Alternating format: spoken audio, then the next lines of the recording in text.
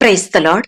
మన ప్రభును ప్రియరక్షకుడైన యేసుక్రీస్తు వారి శక్తిగల నామంలో మీ అందరికీ నా హృదయపూర్వక వందనాలు.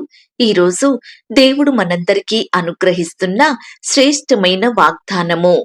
నోటి మాటల చేత కలుగు నొప్పి నీకు తగలకుండా ఆయన నిన్ను చాటు చెయ్యును. యోబు గ్రంథము 5వ అధ్యాయం 21వ వచనం. ప్రియులారా, ఈ శ్రేష్టమైన చక్కని వాగ్దానం మన పరలోకపు తండ్రి తన బిడ్డలమైన మనందరి ఎడల నెరవేర్చి మనల్ని బహుగా ఆశీర్వదించును గాక. ఆమేన్. ప్రియ సహోదరి సహోదరుడా, నోటి మాటల వలన కలుగు నొప్పి అంతా ఇంతా కాదండి. అది భరించే వారికే తెలుస్తుంది. ఈనాడు పడేవారుంటే అనేవారు అనేకులుగా ఉంటున్నారు కదా. ఈనాడు తీవ్రమైన మాటలు, ద్వేషించే మాట, అవమానపరిచే మాట, తిరస్కరించే మాట, అగౌరవంతో కూడిన మాట, నువ్వెంత అంటే నువ్వెంత అనే మాట, ఇలా రకరకాలుగా వారి మాటల ద్వారా బాధ పెట్టే మనుషులు మన చుట్టూ ఉంటున్నారు. ఈనాడు ఎక్కడ చూచినా సహోదరీలు ఎంతో బాధకు గురవుతున్నారు. అత్త మామల మాటలు, భర్త మాటలను, కుమారుడు కుమార్తె మాటలను భరించలేక దుఃఖించే వారిగా ఉంటున్నారు. అలాగే పురుషులు కూడా ఇలాంటి నొప్పికే గురవుతున్నారు. ఈనాడు కుమారులు కూడా వారి తల్లిదండ్రులను ఇష్టానుసారంగా నోటి మాటల చేత బాధిస్తున్నారు. ఈనాడు వృద్ధ తల్లిదండ్రులను పట్టించుకునేవారు ఎంతో తక్కువగా ఉంటున్నారు. ఆ మాట ఈ మాటలతో వారిని తిడుతూ బాధిస్తూ ఆ వృద్ధులను హింసించే బిడ్డలు లేరంటారా? ఉద్యోగ స్థలంలో అధికారుల ద్వారా మాటలు, తిట్లు, సహోద్యోగులతో బాధ. ఈనాడు పనిచేసేవాడు యజమానునికి హీనంగా కనిపిస్తున్నాడు. సంఘంలో అనేకుల ద్వారా నిందలు, తిట్లు అనుభవించాల్సి వస్తుంది. ప్రియ సహోదరి సహోదరుడా, ఇలా మనకు విరోధంగా ప్రవర్తించే మనుషులు, వారి ఇష్టానుసారంగా మాటలతో బాధించేవారు ఎంతగానో విస్తరించిపోతున్నారు. ప్రియులారా, ఈనాడు మనల్ని బాధ పెట్టేవారు బహుబలవంతులుగా ఉంటున్నారు. వారు ఎవరికి భయపడక, వారిని అనేవారు లేక, వారి నోటిని బలాన్ని చూసుకొని ఎంతో అతిశయించే వారిగా ఉంటున్నారు. నువ్వేం తెచ్చావు, అసలు నువ్వేం చేస్తున్నావు, నీకేముంది, ఏమి చేత కాదు, ఎందుకు పనికిరావు అనే మాటలతో బాధిస్తుంటే ఈనాడు మనం వారిని ఏమి చెయ్యలేని వారిమిగా ఉంటున్నాము కదండి. బాధింపబడు వారు ఆదరించు దిక్కు లేక కన్నీళ్లు విడుచుదురు. వారిని బాధ పెట్టువారు బలవంతులు గనక ఆదరించు వాడెవడునూ లేకపోయెను అని ప్రసంగి గ్రంథము 4వ అధ్యాయం 1వ వచనంలో భక్తుడు సెలవిస్తున్నాడు.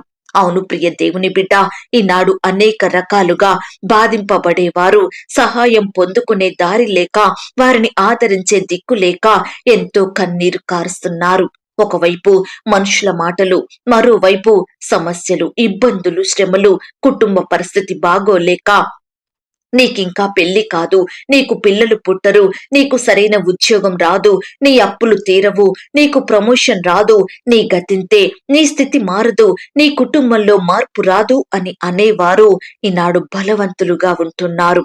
బలవంతుల మాటల చేత మనం బలహీనులమవుతున్నామండి. ఏమి చేత కాని వారిమిగా ఉంటున్నాము. ప్రియ సహోదరి సహోదరుడా, ఆనాడు హన్నా సంతానం లేక ఎంతగా అనేకుల ద్వారా నిందలు, అవమానాలను భరించిందో కదా. ముఖ్యంగా తన సవితి అయిన పెనిన్నా మాటల చేత ఎంత నొప్పిని అనుభవించిందో కదా అండి. ఇక నీకు పిల్లలు పుట్టరు, నీ బ్రతికింతే, నీ స్థితి మారదు, ఈ ఇంట్లో నీకే హక్కు లేదు, ఒక మూలన పడి ఉండు, అంతా నాదే, నా బిడ్డలే ఈ ఇంటికి వారసులు అని పెనిన్నా తన మాటల చేత హన్నాని ఎంతో బాధించి ఉందేమో కదా. ఇరుగు పొరుగు వారు, బంధువులు, తెలిసిన వారంతా తనని మాటల చేత వేధిస్తుంటే హన్నా ఎంతగా కన్నీరు కార్చిందో కదా. తన భర్త తనని ఎంతగా ఓదార్చినా హన్నా మాత్రం బాధపడుతూనే ఉంది.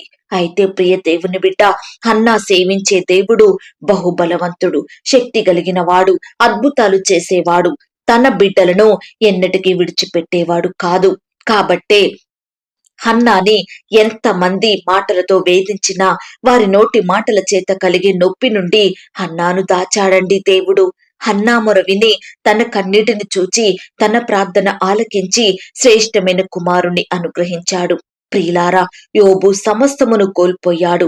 ఆస్తులను, కన్న బిడ్డలను, పశువులను, చివరకు తన దేహమంతా కురుపులతో నిండుకొని బూడిదలో కూర్చొని బాధతో కన్నీరు కారుస్తున్న యోబును ఆదరించి ఓదార్చడానికి బదులుగా వారి సూటిపోటి మాటల ద్వారా ఇంకా యోబును బాధకు గురి చేశారు. నువ్వేదో పాపం చేశావు, నువ్వేదో తప్పు చేశావు, రహస్య పాపం ఏదో చేశావు, లేకపోతే ఎందుకు నీకిన్ని బాధలొస్తాయి, ఎందుకు నీ ఆరోగ్యం కూడా క్షీణించింది, ఆ దేవుడిని దూషించి చచ్చిపో అని యోబు భార్య, తన స్నేహితులు, బంధువులు వారి ఇష్టానుసారమైన మాటల చేత యోబును ఎంతగానో వేధించారండి, ఎంతగానో బాధకు గురి చేశారు. ప్రియ దేవుని బిడ్డ, యోబు నోటి ద్వారా కూడా పాపం చెయ్యలేదని వాక్యంలో రాయబడి ఉంది. అంత బాధలో కూడా దేవునిని స్తుతించినాడండి ఆ భక్తుడు. కాబట్టే దేవుడు యోబును రెండంతలుగా ఆశీర్వదిస్తూ వచ్చాడు. ప్రియ దేవుని బిడ్డలారా, ఈ దినమున దేవుడు నిన్ను కూడా రకరకాల పరిస్థితుల నుంచి రక్షించాలని, అత్యధికంగా నిన్ను హెచ్చించాలని, నీ స్థితినంతటిని మార్చాలని ఆయన ఆశపడుతున్నాడు. కాబట్టి ఈ సమయమే నీ ప్రతి పరిస్థితి విషయమై దేవుని పాదాల వద్ద సాగిలపడి మొరపెట్టు, కన్నీటితో వేడుకో, ఆయనను బ్రతిమిలాడు. తప్పకుండా నీకు సహాయం చేస్తాడు, నిన్ను కూడా రెండంతలుగా ఆశీర్వదిస్తాడు. ఈ మాటల మీద మీరు విశ్వాసం ఉంచినట్లయితే నాతో కలిసి ప్రార్థనలో ఏకీభవిస్తారా? ప్రార్థన. మహాపరిశుద్ధుడైన మా ప్రియ పరలోకపు తండ్రి, కృపయు కనికరములు కలిగిన మా గొప్ప దేవ, సర్వాధికారములు కలిగిన మా యేసయ్య, మీ ఘనమైన, ఉన్నతమైన, పరిశుద్ధమైన, శ్రేష్టమైన నామానికి వందనాలు, స్తుతులు, స్తోత్రాలు చెల్లించుకుంటున్నాం తండ్రి.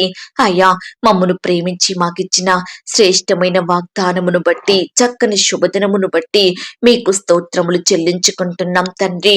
అయ్యా, నోటి మాటల వలన కలిగే నొప్పి నుండి మమ్మను దాచిపెడతారని చెప్పిన దేవుడో తండ్రి, మా కన్నిటిని తుడిచి మాకు సంతోషం అనుగ్రహిస్తానన్న దేవుడో తండ్రి, మమ్మను అత్యధికంగా ఆశీర్వదించి మా స్థితినంతటిని మారుస్తానని చెప్పిన దేవుడో తండ్రి, ఈనాడు దేవా, మేము కూడా రకరకాల పరిస్థితుల విషయమై అనేకుల నుండి ఎంతో నిందలను, అవమానాలను భరిస్తున్నాము తండ్రి.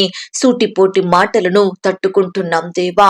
వాటన్నిటి విషయమై మీ పాదాల వద్ద సాగిలపడి మిమ్మను బ్రతిమిలాడుతున్నాం తండ్రి. మమ్మను మీరు జ్ఞాపకం చేసుకోండి అయ్యా. మా స్థితినంతటిని ఎరిగి ఉన్న దేవుడో తండ్రి, మా బాధలు, మా కష్టాలు, మేము అనుభవించే నిందలు అన్నీ మీకు తెలుసు దేవా. దయచేసి వాటన్నిటి నుంచి మీరే మాకు సంపూర్ణమైన విడుదలను అనుగ్రహించమని ప్రార్థిస్తున్నాం తండ్రి. అయ్యా, నోటి మాటల చేత కలిగే నొప్పి మాకు తగలకుండా మీరే మమ్మల్ని రక్షించండి తండ్రి. అయ్యా, ప్రతి పరిస్థితుల్లో గొప్ప సంతోషం మాకు దయచేయమని ప్రార్థిస్తున్నాం తండ్రి.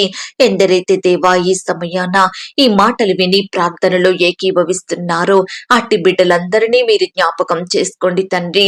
ప్రతి బిడ్డను మీరు ఆదరించండి దేవా. ప్రతి బిడ్డను మీరు కాపాడండి, భద్రపరచండి.